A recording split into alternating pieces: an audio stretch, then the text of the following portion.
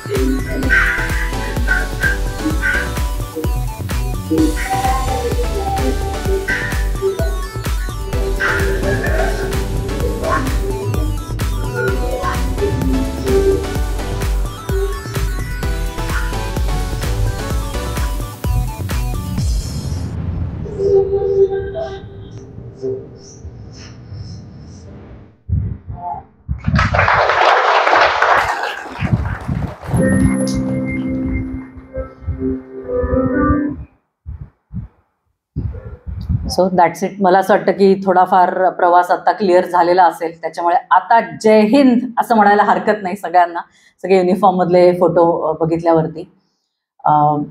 जसं आपल्या पहिल्या सत्रामध्ये पण सरांनी सांगितलं की कुठेतरी आपला प्रवास एक सुरू व्हायला लागतो आणि तिथून आपण तो सुरू केला पाहिजे. तसंच मला असं वाटतं की आजच्या काळामध्ये सुद्धा एखादं लक्ष गाठायचं असेल तर सगळं तंत्रज्ञान आपल्या हाताशी आहे.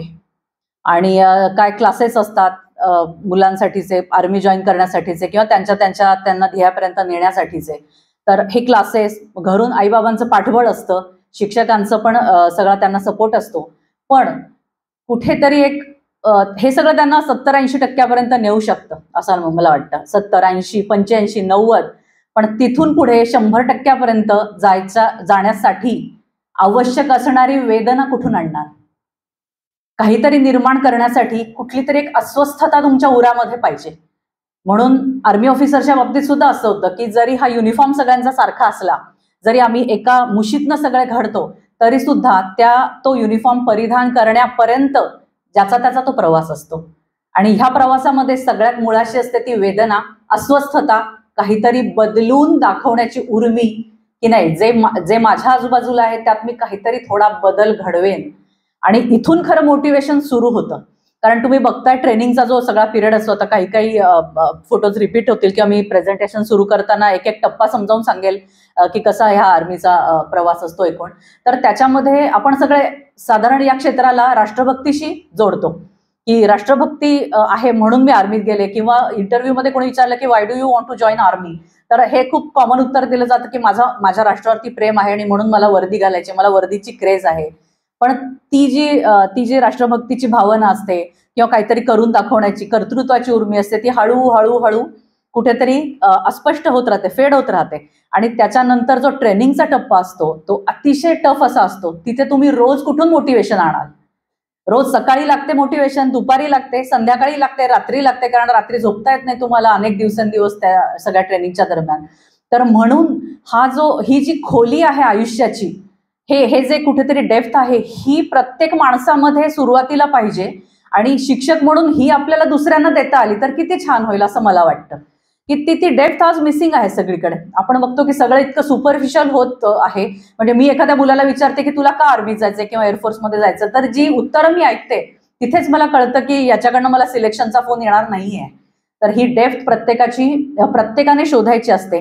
हा आपला प्रवास आहे प्रत्येकाचा. आणि असा प्रवास घेऊन जेव्हा आम्ही सगळे एकत्र या क्षेत्रात येतो, तेव्हा एक मोठी संघटनात्मक शिस्त देशाला बघायला मिळते की आर्मीचं म्हणजे असं असतं, आर्मी तसंच असतं, ते तसंच करतात, ते तसेच असतात. हे जे लागलेलं असतं आमच्या मागे, ही जी जिद्द असते, ही जी शिस्त असते, ही सगळी त्या प्रवासातनं कुठेतरी एकत्रित होते. ती सगळ्यांची एक संघटनात्मक ऊर्जा असते आणि त्यातनं एक मोठी मिशन्स ही सगळी पार पडतात असं मला वाटतं.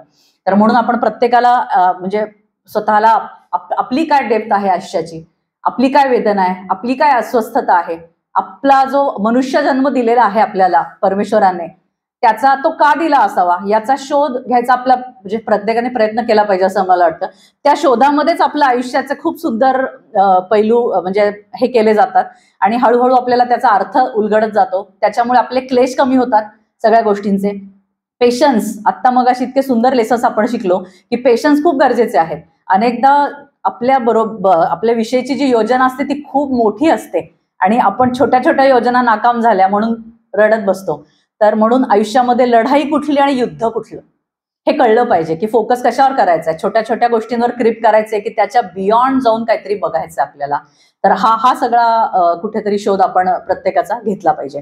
आपण काही स्लाइड्स बघूया की म्हणजे हा विषय मांडायचा ठरलं तेव्हा मला असं सांगण्यात आलं की तुम्ही तुमचे अनुभव सांगा, ज्याच्यातनं आपण इतर जण काही जर त्यातनं निष्कर्ष काढायचा प्रयत्न करतील तर ते खूप चांगलं होईल. तर आपण दोन्ही करूया. मी माझे काही अनुभव सांगायचा प्रयत्न करेल आणि तुम्ही सुद्धा शेवटी काही विचारू शकता किंवा शेवटच्या काही स्लाइड्स आहेत. तर मुळात लिडरशिप क्वालिटीज ह्या आजच्या शिक्षकासाठी किती गरजेच्या आहेत, हाही एक आत्ताचा खूप ज्वलंत विषय आहे असं मला वाटतं. कारण हा जो कुठला प्रवास, एक पालक म्हणून, आई म्हणून किंवा शिक्षक म्हणून, तर आपल्या ओंजळीत काही असेल तरच आपण ते दुसऱ्याला देऊ शकतो. मुळात आपल्या ओंजळीत, आपल्या अंतरातच काही नसेल तर आपण ते विद्यार्थ्यांना किंवा आपल्या मुलांना, पाल्यांना देऊ शकणार नाही. म्हणून हे दोन्ही प्रवास मुख्यत्वाने स्वतःपासून सुरू होतात, की माझ्या मुलामध्ये अमुक अमुक एक गुण मला हवाय, माझ्या विद्यार्थ्यामध्ये मला हा गुण हवाय, तर कसा करायचा? तर आधी स्वतः तसं व्हायचं, हा एकमेव पर्याय आहे. म्हणून लिडरशिप क्वालिटीज आत्ताचं जे काही तुमच्या समोरची जी आव्हानं आहेत शिक्षकांच्या एकूण आयुष्यामधली, तुमच्या प्रोफेशनमधली, ती आहेतच एका बाजूला. पण तुमचं आत्तापर्यंतचं व्यक्तिमत्व साधारण तुम्ही कसं घडवत आलात, त्याच्यातनं तुमचे कसे कसे बॅरियर्स एक तुम्ही तुमचेच अनेकदा हे करून घेतलेले, आपण आपलेच करून घेतलेले असतात, की माझं इथेच आहे, माझं एवढंच आहे, अशा प्रकारे. तर ते तोडून कसे आपण जाऊ शकतो आणि एक व्यक्तिमत्व म्हणून किती आपण सशक्त आणि सबळ होऊ शकतो मुळात, तर हा सगळा शोध आपण कदाचित ह्या नंतर सुरू करावा अशी माझी अपेक्षा आहे.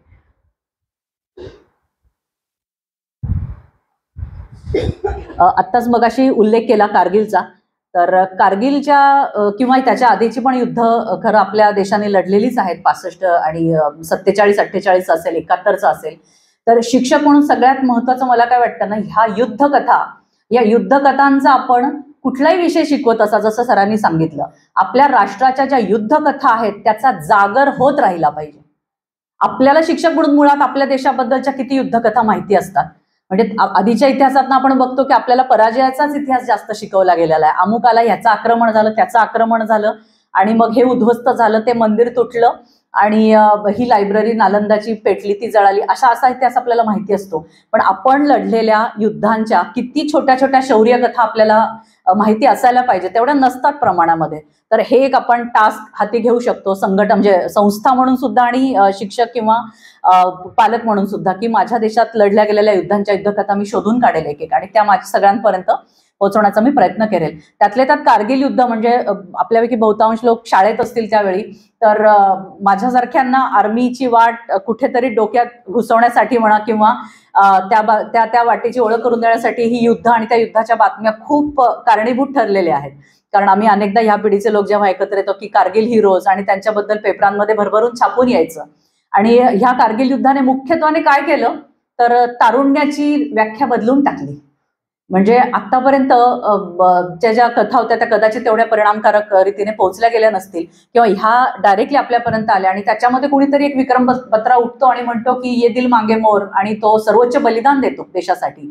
किंवा एखादा जो कॅप्टन विजयंत असेल तो म्हणतो की तुम्ही आई बाबा, प्रिय आई बाबा, तुम्ही हे पत्र वाचत असाल तेव्हा मी स्वर्गात अप्सरांचा पाहुणचार घेत असेल, असं ठामपणे लिहून तो मृत्यूला सामोरा जातो. तर अशा प्रकारचं तारुण्य ह्या देशामध्ये आहे, आपल्या इतिहासामध्ये आहे, असं आपल्याला याची जाणीव पाहिजे आणि ती जाणीव आपण इतरांना सुद्धा करून दिली पाहिजे की होय, म्हणजे मला तर तो अभिमान आहेच की त्यांच्याच अंगावरची वर्दी माझ्या अंगावर आहे, हा खूपच मोठा अभिमान आहे. पण असे तरुण नेते आपल्या देशात जन्माला आले, घडले, हा आपल्या सगळ्यांना सुद्धा अभिमान पाहिजे. म्हणून जेव्हा जेव्हा सामान्य नागरिक विचारतात की आम्ही काय करू शकतो आर्मीसाठी किंवा आम्ही आपल्या देशासाठी काय करू शकतो, तुम्ही तर सगळं देता, तर सिंपल आहे, सर्वदेव नमस्कारम केशवम प्रति गच्छति जे म्हणतो आपण, आपापलं काम योग्य पद्धतीने केलं तर तो नमस्कार आपल्या राष्ट्रासाठीच ते योगदान आपल्या राष्ट्राच्या प्रतीच जाणार आहे. तर ह्या खूप छोट्या छोट्या गोष्टी आपण सगळे मिळून करू शकतो की ह्या युद्धकथा आपण सगळ्यांपर्यंत नेऊन पोहोचवू शकतो आणि हे वाक्य खरोखर सांगू शकतो की आपला तिरंगा आज फडकतो तो खरोखर अनेक श्वासांनी बनलेला आहे. म्हणजे अनेक रक्तरंजित अध्याय आपल्या इतिहासामध्ये आहेत जे आपण समजून घेतले पाहिजेत.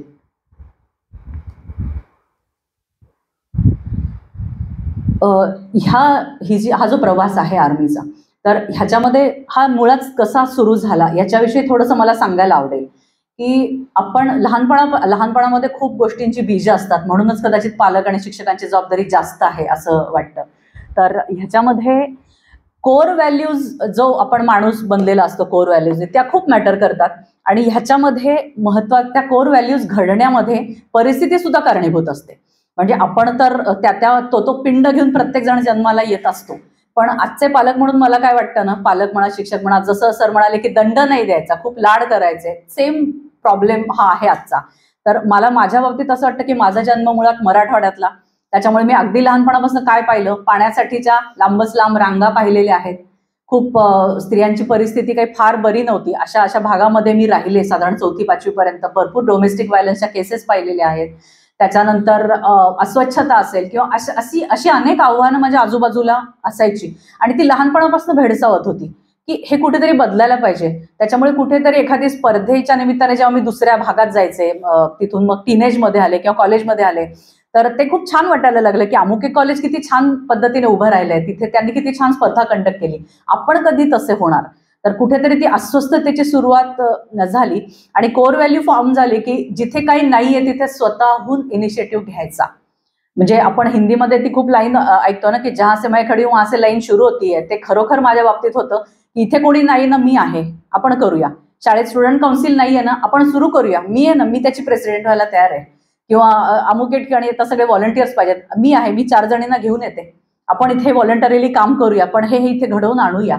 तर ही काहीही नसताना सतत संधी शोधण्याची सवय किंवा सतत इनिशिएटिव्ह घेण्याची जी सवय आहे ती खूप चांगल्या प्रकारच्या लिडरशिप क्वालिटीज तयार करते. आणि आपण आत्ता दुर्दैवाने ही परिस्थितीच म्हणजे कमी करत आहोत. म्हणजे आपण खूप सुखवस्त झालेलो आहोत, हा भाग दुसरा. परंतु कुठेतरी हा जो कोश आहे हा आपण स्वतःहून कापण्याचा प्रयत्न करतो आणि मुलांना जास्तीत जास्त सहज सोपं सगळं देण्याचा प्रयत्न करतो. अगेन इन्क्लुडिंग मी सुद्धा 2 मुलींची आई आहे. त्याच्यामुळे हा एक कुठेतरी विचार मी तुमच्यावरती सोडते की कोर व्हॅल्यूज मुलांच्या कशा कशाने फॉर्म होतात आणि त्या फॉर्म होण्यासाठी आपण कसे त्या कारणीभूत ठरू शकतो या बाबतीमध्ये. तर पॅट्रिऑटिझम ही एक म्हणता येईल कोर व्हॅल्यू. म्हणजे ही माझ्या पेरेंट्समध्ये पण खूप होती, पालकांमध्ये सुद्धा, की आम्ही जिथे जिथे जात असू लहानपणी तर तिथून मी इतिहासाकडे भयंकर ओढा होता. आणि त्यातले त्यात शौर्य कथा की झाशीची राणी कशी लढली, छत्रपती कसे लढले, पहिले बाजीराव कसं युद्ध जिंकले, ह्याच्याकडे खूप ओढा होता. आणि तो पर्यटनाच्या माध्यमातून आम्ही अनेक म्हणजे पर्यटनासाठी म्हणून आम्ही अनेक राज्यांमध्ये जात असतो. तिथून मी माती घेऊन येत असे की अरे ही हल्दी घाटीची माती आहे, इथे राणा प्रताप लढला होता. त्याच्यामुळे माझ्या मनातून लहानपणापासून हा महाराष्ट्र, हा कर्नाटक, हे काश्मीर असं काहीच नव्हतं.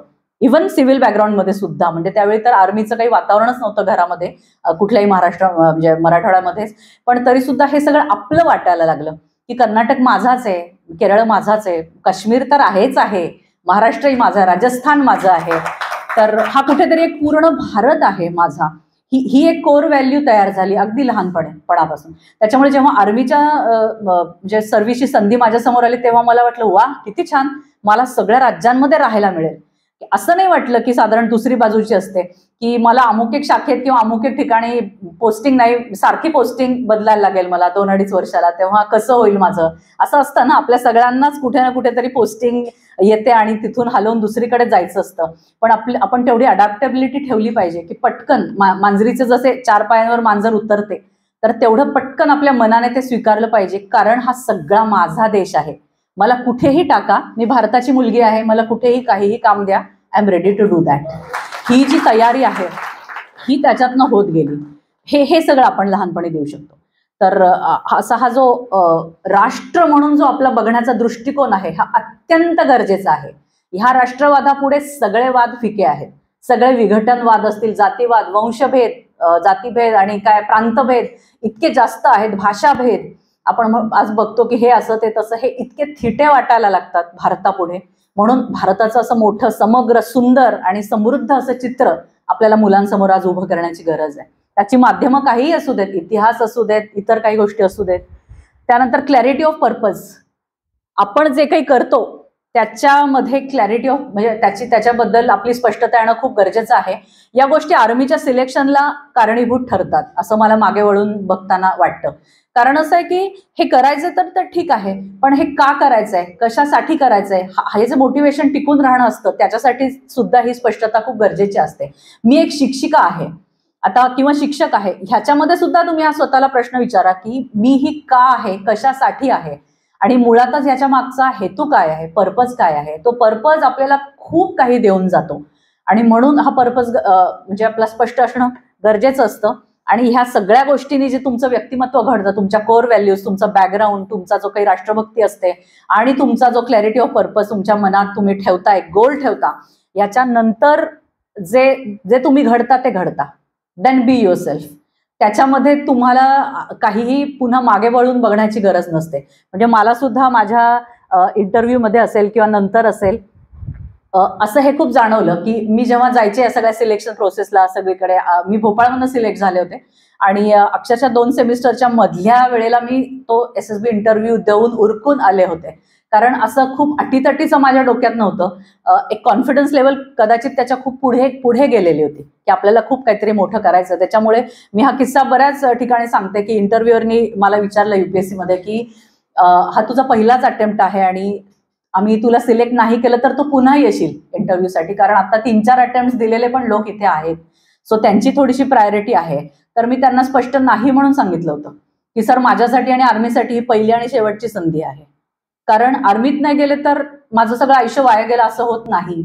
आर्मीने रिजेक्ट केलं म्हणजे मी सर्वत्र रिजेक्ट होईल असा त्याचा अर्थ होत नाही. माझ्याकडे खूप काही आहे जे मी इथे घेऊन आलेली आहे आणि त्याच्या जोरावरती मी खूप काही चांगलं करून दाखवणार आहे, याचा आत्मविश्वास मला आहे, असं मी नम्रपणे त्यांना सांगितलं. आणि कदाचित पहिला अटेम्प्टच खूप म्हणजे वर्क करून गेला आणि मी त्या बाजूला होते जेव्हा रिझल्ट डिक्लेअर झाला. पण हे कुठेतरी साध्य काय आहे आणि साधन काय आहे आपल्या आयुष्याचं, ही क्लॅरिटी असणं गरजेचं आहे. आपली नोकरी किंवा आपण करत असलेला व्यवसाय हे आपलं साध्य नाहीये, ते साधन आहे. त्याच्यामुळे त्याच्यात किती आपण अडकून पडायचं किंवा त्याच्या आव्हानांमध्ये किती गुंतून पडायचं हे आपल्यावरती असतं. साध्य आपल्याला इतकं मोठं ठेवायला पाहिजे की त्या साधनापुढे त्या साध्यापुढे साधन ऑटोमॅटिकली ते पुढे जातं. म्हणजे ते आपल्याला जाणवते नाही की आपण किती कष्ट करतोय किंवा काय काय प्रॉब्लेम्स आपल्याला फेस करायला लागतात. तर म्हणून आयुष्यामध्ये साध्य असणं खूप गरजेचं असतं आणि ते ह्या सगळ्या विचार मंथनातनं येतं, आपल्या पर्सनॅलिटीमधनं येतं, जी लहानपणापासून आपली घडलेली असते. म्हणून आपण वर्गामध्ये शिक्षक म्हणून एखाद्या मुलाला किंवा मुलीला बोललेलं एखादं वाक्य सुद्धा उद्या त्याची कोर व्हॅल्यू म्हणून म्हणजे त्या कोर व्हॅल्यूची बीज त्या वाक्यामध्ये असू शकतात. एवढं गांभीर्य त्या तुमच्या बोलण्याचं, तुमच्या बॉडी लँग्वेजचं, एकूण तुमच्या वावरण्याचं, तुमच्या राहणीमानाचं, या सगळ्यांचा त्या मुलांवरती इफेक्ट त्याचा होतोय. हा सगळा सिलेक्शनचा टप्पा किंवा एक व्यक्तिमत्व घडण्यापर्यंत आपण आलो. पण ह्याच्या नंतरचा टप्पा मी मगाशी उल्लेख केला तसा प्रचंड अवघड होता. आपण ट्रेनिंगच्या काही क्लिप्स पाहिल्या त्या कमांडो ट्रेनिंगच्या, तर त्याच्याशी साधारण मिळतं जुळतं असं मुलींचं ट्रेनिंग असतं.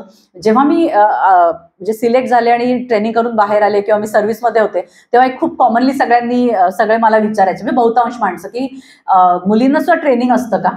तेव्हा असं वाटायचं की मी काय करू, म्हणजे एवढे अवघड ट्रेनिंग करून आम्ही बाहेर आलोय. पण तो काळ तसा होता की पटकन युट्यूबवरती आपण व्हिडिओ लावला आणि लगेच मुलींचं ट्रेनिंग आजचं कसं असतं अशी उत्तर देणारं त्याच्यावेळी इंटरनेटवरती काहीही नव्हतं. तर अतिशय आव्हानात्मक असा तो काळ होता. आणि सगळ्यात महत्वाचा या पूर्ण प्रवासातला टप्पा म्हणजे आर्मीचं ट्रेनिंग. हेच डिफरन्शिएट करतं. आपण बघतो की अनादी काळामध्ये दैत्य पण आहेत आणि दानव पण आहेत, शक्ती दोघांकडे आहे, पण काहीतरी व्हॅल्यूज आहेत ज्या देवांना देव ठरवतात आणि दानवांना दानव ठरवतात. तर ह्याच प्रकारे शस्त्र आपल्याही हातात आहे, म्हणजे सैन्याच्याही हातात आहे आणि दहशतवाद्यांच्याही हातात आहे. फरक आहे तो व्हॅल्यूचा. ही जी विचारधारा आहे लढण्यामागची ती शत्रूला शत्रू म्हणवते आणि आपल्याला आपण सैनिक म्हणवतो स्वतःला. तर हे खूप महत्वाचं आहे. मला सावरकरांच्या काही ओळी इथे आपोआप आठवल्या की शस्त्र पुण्य ना सोयेची शस्त्र पाप ना सोये, इष्टता अनिष्टता ही त्यास हेतूनेच ये. तर हा हेतू काय आहे तो महत्वाचा आहे आणि हे शिकवलं जातं ट्रेनिंगमध्ये.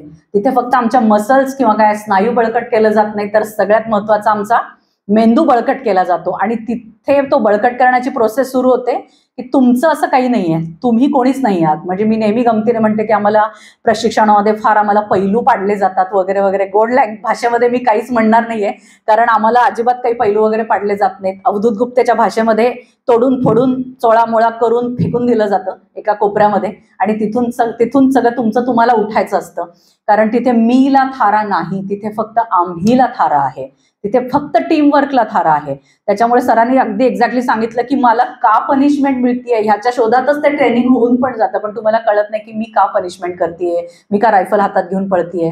तर अशा प्रकारे आमचं जे कंपनी लाईफ असतं ते खूप वेगळं असतं आणि टफ असतं. त्याच्यामध्ये एक जो सुंदर बॉन्ड तयार होतो तो अगदी कायम तुमच्या आयुष्यभरासाठीच असतो. आम्ही ज्या मैत्रिणी सगळ्या पासआउट होतो एकत्र, तर आय वर्सेस वी अशी ही सगळी हे असते. म्हणजे ड्रिल स्क्वेअर असतं जिथे आम्ही सगळी कवायत शिकतो आणि ड्रिल करतो. तर तिथे साधारण म्हणजे पहिलाच दिवस आमचा असा होता की आम्ही सगळं छान हे करून गेलो, बेल्ट व्यवस्थित लावला. म्हणजे आम्हाला अकॅडमीचा युनिफॉर्म असतो पासआउट होईपर्यंत, पासआउट झाल्यानंतर खरी वर्दी मिळते इंडियन आर्मीची.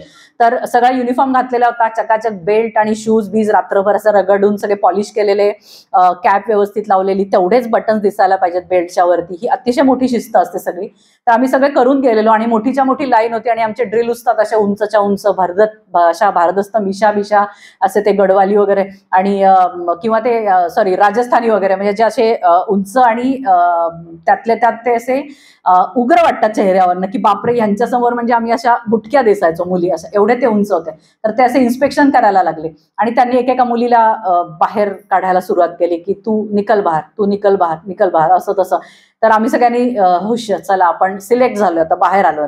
मग नंतर कळलं की ज्या बाहेर आलेल्या होत्या त्या सगळ्या डिफॉल्टर्स होत्या आणि ज्या तुरळक 2-3 मुली आतमध्ये राहिलेल्या होत्या त्यांनी काय तो बरा युनिफॉर्म घातलेला होता. अशी त्या दिवसाची पहिली आमची सुरुवात झाली होती आणि त्याच्याही आधी भरपूर अत्याचार करण्यात आले होते. मुळात तिथे मुलींसाठी सगळ्यात महत्वाचा मुद्दा म्हणजे तुम्ही मुलगी नंतर आहात, आधी एक सैनिक आणि मग एक अधिकारी आणि एक मुलगा किंवा मुलगी नंतर आहात, हे इतकं बिंबवलं जातं की पहिल्या दिवशीच आमची ग्रास कट केली जाते. म्हणजे केस इथे केस आहेत एवढं दिसण्या एवढेच केस तिथे ठेवले जातात, पूर्ण केस कट केले जातात सगळ्या मुलींचे सुद्धा.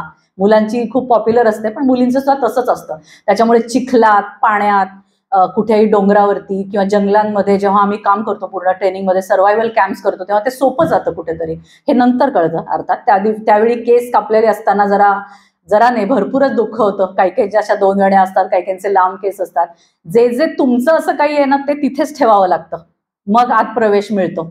आणि फक्त बाहेरचंच असं नाही, आतलं सुद्धा की माझं हे चांगलं आहे, मला हे आवडतं, माझं तर असंच आहे, असं सगळं तुमचं बाहेर ठेवायला लागतं.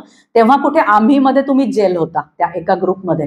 तर अशा प्रकारे आमची सुरुवात झाली होती आणि जास्तीत जास्त पनिशमेंट ही युनिफॉर्मवर नसते. म्हणजे जो युनिफॉर्म आपण घालणार आहोत, मिळवणार आहोत, त्याची प्रतिष्ठा कशी ठेवायची, तो कसा घालायचा. म्हणजे स्वप्नातही मी चुकीचा युनिफॉर्म घालू शकत नाही किंवा स्वप्नातही कमी पॉलिश केलेले शूज घालू शकत नाही अजूनही. म्हणजे रिटायर्ड म्हणून जरी घालायचं असेल तरी मी रात्रीतनं जागे होऊन तेच सगळं करेन जे मला अकॅडमीमध्ये शिकवलं गेलेलं आहे. एवढं महत्व शिक्षणाचं आहे, ट्रेनिंगचं आहे. तर अशा प्रकारे ह्या सगळ्या म्हणजे ट्रेनिंगच्याच किस्स्यांवरती कदाचित 1-2 तास बोलणं होईल असं सगळं असतं. आणि सर्व्हायवल कॅम्पचा जो मी मगाशी उल्लेख केला ते खरोखर अतिशय टफ असतात. आणि आपण सगळ्यांनी सुद्धा एक गंमत म्हणून हा विचार करायला हरकत नाही ना की जेव्हा आपल्याकडे काहीच नसतं, म्हणजे आमचे सर्व्हायवल कॅम्प्स असेच असतात की आम्हाला काहीतरी असं फार जेवण वगैरे काही पुरवलं जात नाही. हे जंगल आहे, तिथे तुम्ही काय पकडा, कापा, शिजवा, काहीही करा, पण तुम्ही सर्व्हाइव्ह व्हा म्हणजे तिथे. तर अशा प्रकारचे हे कॅम्प्स असतात. आणि त्याच्यानंतर ज्या मोठ्या मोठ्या परीक्षा असतात त्या म्हणजे 40 किलोमीटरचा रूट मार्च वगैरे, म्हणजे नाईट मार्च असतो तो आणि तुमच्या पाठीवरती 16 किंवा 18 किलोचं असं भरगतचं वजन असतं, हातात रायफल असते आणि 1-1 किलोचे शूज असतात. कारण आमच्या ड्रिल शूजला खालनं असे 12 खिळे मारलेले असतात लोखंडाचे, तरच त्याचा आवाज आपल्याला ड्रिल स्क्वेअरवरती ऐकायला येतो की कुठेतरी सैनिकांची कवायत सुरू आहे. ते सगळं असतंच. तर अशा सगळ्या ह्या सर्व्हायवल कॅम्प्समध्ये खरोखर माणसाला प्रश्न पडतो की जेव्हा काहीच नाहीये जवळ तेव्हा मी स्वतःला कसं जिवंत ठेवेल. आणि मला असं वाटतं आज प्रत्येक भारतीय नागरिकाने सुद्धा हा विचार करायला हरकत म्हणजे नाहीये. कारण परिस्थिती तशी आहे की आतापर्यंत आपले शत्रू सगळे वेगळे होते की हा पाकिस्तान आहे, तो चीन आहे आणि सगळं औपचारिक युद्ध किंवा लढाया होत होत्या. आज आपल्याला सगळ्यात जास्त लढाया या आतमध्ये राहून करायच्या आहेत किंवा ज्या दिसणार नाहीयेत. तर अशा सगळ्या लढायांना आपण सामोरं जात आहोत आणि हे इंडियन आर्मीच काय हे प्रत्येक जण आज मान्य करेल. त्याच्यामुळे अशा प्रकारे हे स्वतःला तयार करण्याचे दिवस काही दूर नाही आहेत असं मला एक सैनिक म्हणून प्रामाणिकपणे वाटतं. आणि अशा प्रकारे हे ट्रेनिंग असतं. ब्रेकिंग बॅरियर जे मी मगाशी म्हणाले की तुमच्या मनात तुम्ही काहीतरी घेऊन आलेले असता. आमचं सगळ्यात मोठं मुलगी म्हणून बॅरियर तुटतं की काही आता काय दागिने कपडे, आम्हाला सिव्हिल कपडे नसतात त्या ट्रेनिंगमध्ये किंवा काहीही नसतं. तर मुलगी म्हणून जे की आपण लहानपणापासून असतं की हे आहे, हे केस आहेत, हे अमुक आहे, ते सगळं जातं.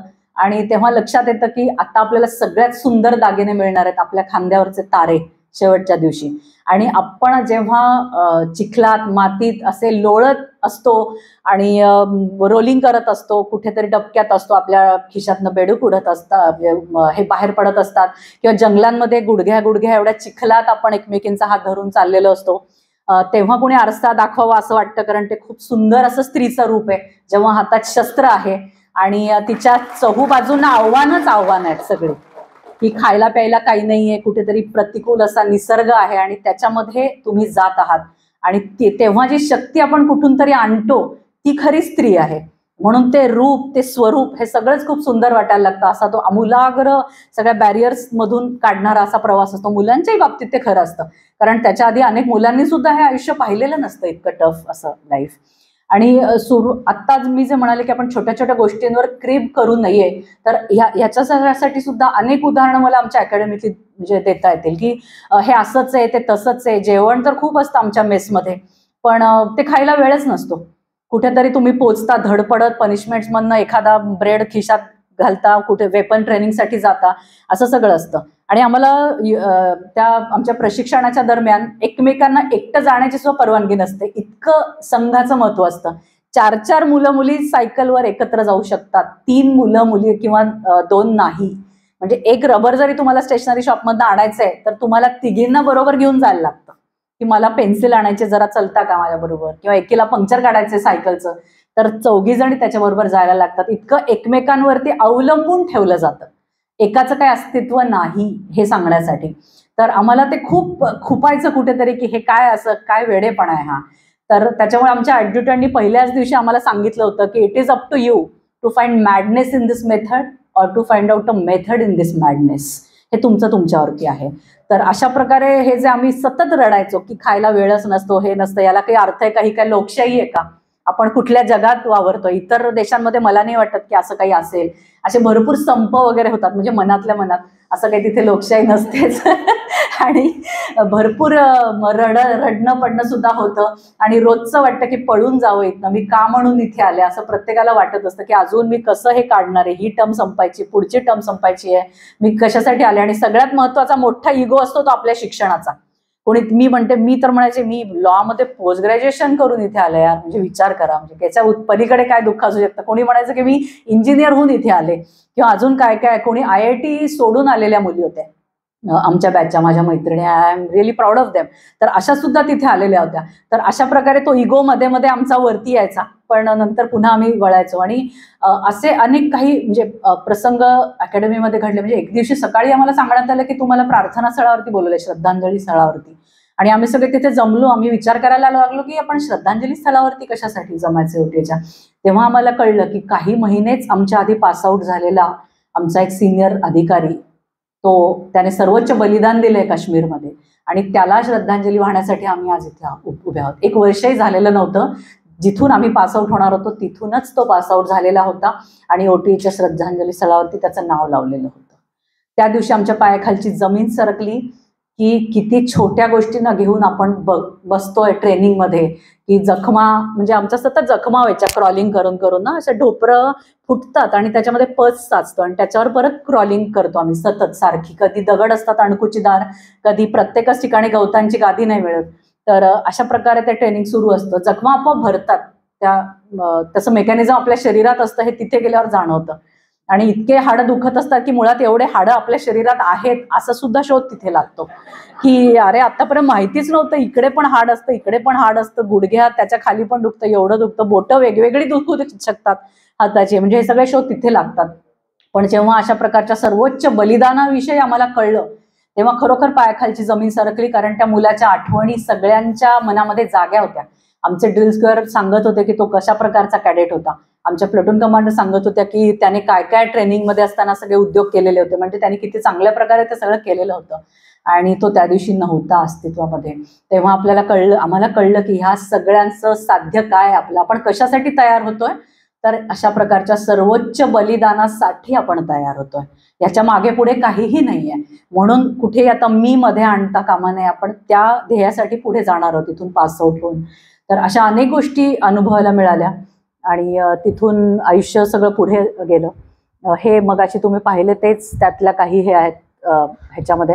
अशा प्रकारे ग्रेनेड्स कसे फेकतात, कशा प्रकारे ट्रेंचेस, आपल्याला सगळ्यांना माहिती असतं की असं, म्हणजे आपण सगळ्यांनी, म्हणजे आमच्यासारखे सुद्धा ज्यांनी आधी कधी आर्मी पाहिलेली नव्हती, असं ट्रेंच असतं खाली आणि त्याच्यावर अशी जाळी असते, तिथून सगळे वेपन्स फायर होत असतात. तर आम्हाला असं वाटलं होतं की आता वेपन शिकवणार आपल्याला फायर करायला, म्हणजे असं छान आपण त्या ट्रेंचमध्ये जाणार आणि मग दिलेलं वेपन, त्याची टेक्निकल सगळी माहिती आणि त्याची फायरिंग, असं सगळं सुरू होईल. पण नाही, ह्या वेपन ट्रेनिंगचा प्रकार कशापासून सुरू झाला तर ट्रेंचेस खोदण्यापासून. आणि ते इतके खोल ट्रेंचेस होते, त्याच्यासाठी एक एक रात्र आम्हाला दिलेली होती. रात्री ते काम सुरू व्हायचं आणि प्रचंड म्हणजे 2 मेन ट्रेंचेस असतात, 3 मेन ट्रेंचेस असतात. त्याची ते लांबी रुंदी खोली सगळं ठरलेलं असतं आणि फावड्यांनी कुदळीनी खोदता खोदता जे माणसाचे हाल होतात त्याच्यानंतर कळतं की ते किती कठीण काम आहे. म्हणजे घेतलं वेपन आणि केलं फायर असं ते नाही आहे. तर ते खोदत असताना आम्हाला जाणीव झाली it is not that easy. तर ते सगळे हे खड्डे आम्ही खोदलेले असतात, तिथे त्या गोण्या लावलेल्या असतात. आणि हे पलीकडे तर रॉकेट लॉन्चर आहे, ते सुद्धा ट्रेनिंगचा भाग आहे. रॉकेट लॉन्चर जेव्हा आपण फायर करतो खांद्यावरनं तेव्हा इतका प्रचंड आवाज येत असतो की त्यानंतर काहीही ऐकू येत नाही 2-3 दिवसांसाठी.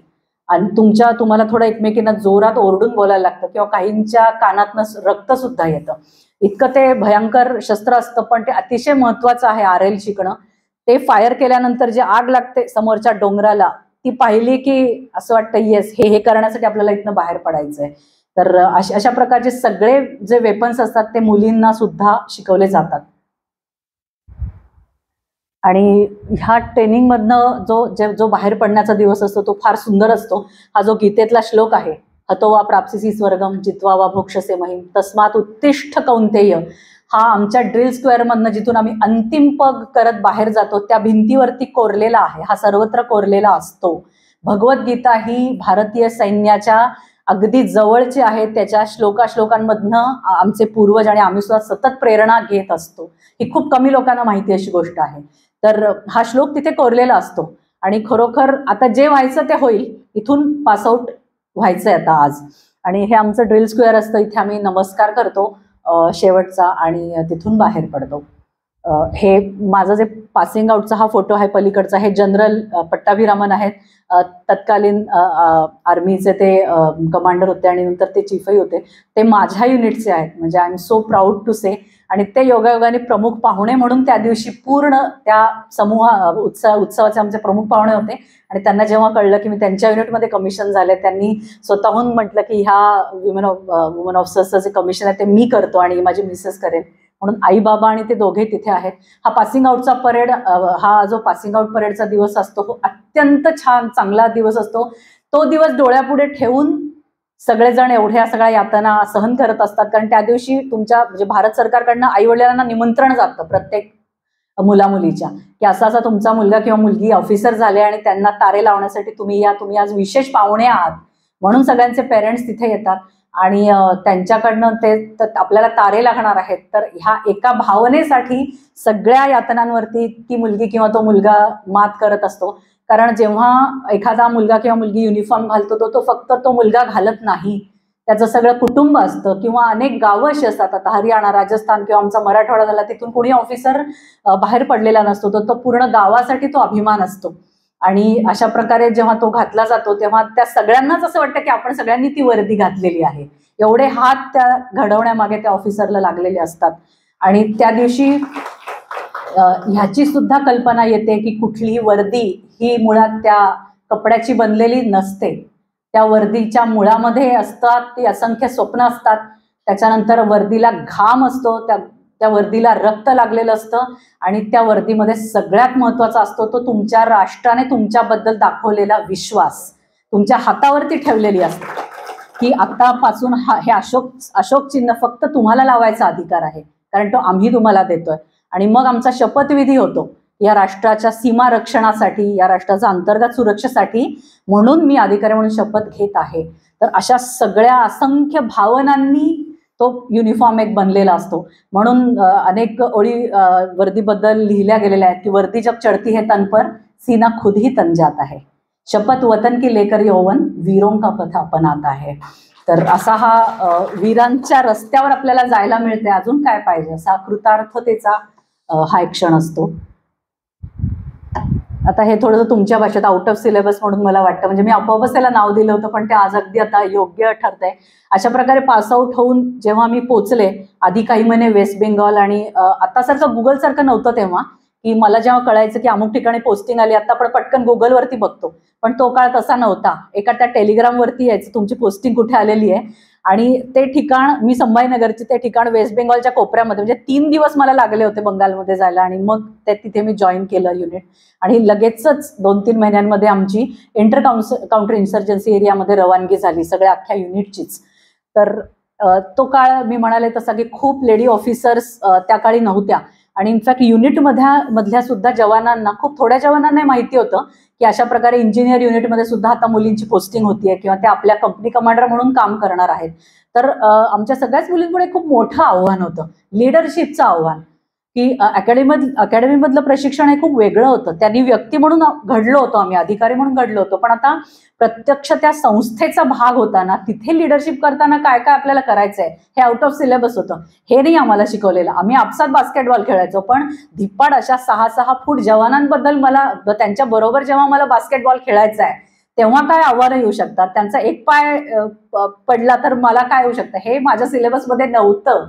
पण तेव्हा प्रत्येक ठिकाणी मला असं वाटतं, आपण जिथे कुठे नव्याने एका संस्थेत जातो एखाद्या, किंवा नव्याने एखादं आव्हान घेतो, त्या प्रत्येक आव्हानाचं मर्म समजून घेणं खूप गरजेचं आहे. एकदा ते मर्म तुम्ही समजून घेतलं तर तुम्ही त्याच्यावरती अगदी हसत खेळत मात करू शकता. आणि अशा प्रकारे माझ्या लक्षात आलं की इथे माझ्याकडे स्त्री म्हणून कोणी बघत नाहीये, ना माझा कमांडिंग ऑफिसर बघतोय, ना माझ्याकडे कोणी माझे जवान बघतायत. तुमच्यामध्ये ते आर्मीचं स्पिरिट किती आहे हे जास्त महत्वाचं आहे, ना की तुमच्या बाहूंमध्ये किती बळ आहे त्यांच्या एवढं, हे कोणी तिथे बघत नाहीये. आणि स्त्री आणि पुरुष यांच्या समानतेचा जर उत्कृष्ट नमुना कुठला असेल तर ते म्हणजे भारतीय संरक्षण दल आहे. कारण कुठल्याही प्रकारचा काम देताना सो इथे भेदभाव केला जात नाही. की जेव्हा इंटेन्स काउंटर इन्सर्जन्सीमध्ये ड्युटीज दिल्या जायच्या तेव्हा माझ्या कमांडिंग ऑफिसरने हा विचार कधीच केला नाही की ही एक मुलगी आहे, ही रात्री 12 उठून कसे रोड बॅरियर्स लावेल एखाद्या दहशतवादाचा रस्ता अडवण्यासाठी, किंवा ही कशी या टीमला घेऊन जाईल बाहेर, तर असं वातावरण आहे, कधीच नाही. आणि जेवढ्या टफ कामांमध्ये आपल्याला संधी मिळते त्या मुलीसाठी तो तेवढा आनंद असतो की कोणी भेदभाव करत नाही आणि तेवढंच कठीण काम माझ्याकडे आलेलं आहे याचा तो आनंद असतो. तर अशा प्रकारे एक एक एक एक विश्वासाचं नातं माझं आणि माझ्या टीमचं होत गेलं. कारण आपल्या एका निर्णयावरती त्या जवानाचं आयुष्य असतं, त्या जवानांचं, तुम्ही जी टीम लीड करत असता. म्हणून मला त्या क्षणी खरोखर स्त्री असल्याचं खूप सुंदर असं वाटायचं की अनेकदा जवानांची जे छान क्षण आम्ही एकत्र असायचो, आम्ही लंगरमध्ये जेवण एकत्र करतोय, किंवा आम्ही एखादा एरिया आम्ही बघायला जायचो, तिथे ट्रॅक्स आणि सगळं बांधताना, तर तिथे आम्ही हातात हात घालून मोठा असं कुठेतरी घसरण असायची, ती आम्ही खाली एकत्र करून जायचो. किंवा रात्रीच्या ड्युटीज सतत 2-2 तासांनी चेक करायला लागायच्या, कुठेतरी चढून आणि कुठेतरी खाली उतरून. आणि वातावरण अतिशय अवघड असायचं, हवामान म्हणजे बऱ्याच वेळेला स्नोफॉल होतो, आपल्याला माहिती आहे काश्मीरमध्ये. तर सुखाचे क्षण एकत्र घालवणाऱ्यांमध्ये एक बॉन्ड असतोच, पण जेव्हा वेदनेचे, आव्हानाचे क्षण तुम्ही हातात घालून एकत्र अनुभवता, तो जो त्यातनं बॉन्ड तयार होतो त्याला कशालाच ती तोड नसते असं मला वाटतं.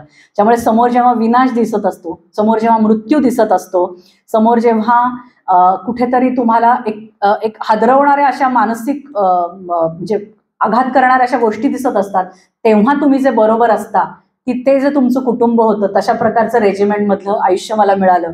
आणि एक करत मी, माझे जवान आणि अशा प्रकारे आम्ही बऱ्याच मोहिमा एकत्र केल्या. त्याच्यानंतर सेन्सिटिव्हिटी लागते, म्हणजे स्त्रीमध्ये ती खरोखर आहे. म्हणजे मला असं जाणवलं की आपण जवानांना धीर देऊ शकतो, त्यांची आई, त्यांची बहीण होऊ शकतो, त्यांच्याशी सुखदुःख वाटून घेऊ शकतो, त्यांना पनिशमेंट सुद्धा करू शकतो. तर अशा प्रकारे हा जो बॉन्ड तयार झाला होता तो खूप चांगला होता. आणि सगळ्यात महत्वाचं आर्मीमध्ये किंवा संरक्षण दलांमध्ये काय शिकायला मिळतं, लीड बाय एक्झाम्पल. हे तत्व जर इतर ठिकाणी सुद्धा सगळ्या लिडर्सनी जर अंमलात आणलं तर मला वाटतं आमूलाग्र बदल होईल. कारण आर्मीचा जो लीडर असतो अजिबात बोलत नाही, भाषणं करत नाही, काही समजावून सांगायला जात नाही, किंवा काही आणाभाका घेत नाही, आश्वासनं तर मुळीच देत नाही नेता असूनही.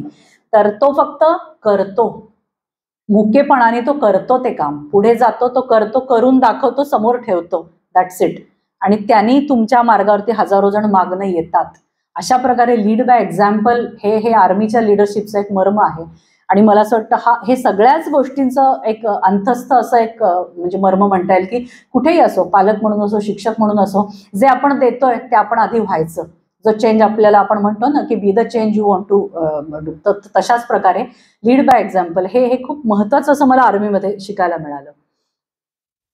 आणि हे सगळं आमच्या लंगरचं वातावरण आहे की साधारण जवानांचं वेलफेअर आपल्याला करता आलं पाहिजे, त्यांच्यासाठी जास्तीत जास्त चांगले पदार्थ कसे बनतील, अधिक त्यांच्यासाठी पायवाटा कशा आपण तयार करू शकू इतर युनिटसाठी, सो दॅट त्यांना रेशन वेळेवरती मिळेल.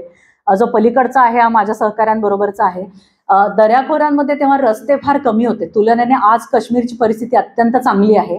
रिसेंटली कमान अमन सेतू जो अगदी उरी आणि त्याच्या पुढचा जो आहे तर तो सुद्धा पर्यटकांसाठी खुला करण्यात आलेला आहे. पण तेव्हाची परिस्थिती अशी नव्हती. आम्ही जेव्हा त्या अमन सेतूला जात असो तेव्हा काही दिवस लागायचे आणि प्रचंड धुळीने माखलेला असा कच्चा रस्ता असायचा, त्याच्यावरनं जावं लागायचं. तर म्हणून ट्रॅक्सची बांधणी हे आमच्या युनिटचं महत्त्वाचं काम होतं. तर त्याच्या पाहणीसाठी आम्ही खूप किलोमीटर्स पायपीट करत असू, वरती चढू खाली चढू, इथे कसा ट्रॅक बांधता येईल, इथे कोणाकोणाच्या पोस्ट असतात, जेणेकरून त्या जवानांना आपण सुविधा कशा पुरवू शकू, तांत्रिक त्यांना पाठबळ कसं पुरवू शकू, ह्या शोधामध्ये आम्ही असायचो. आणि तेव्हा आर्मीचं एखादं जे व्हेकल असायचं त्याला मर्यादा होत्या.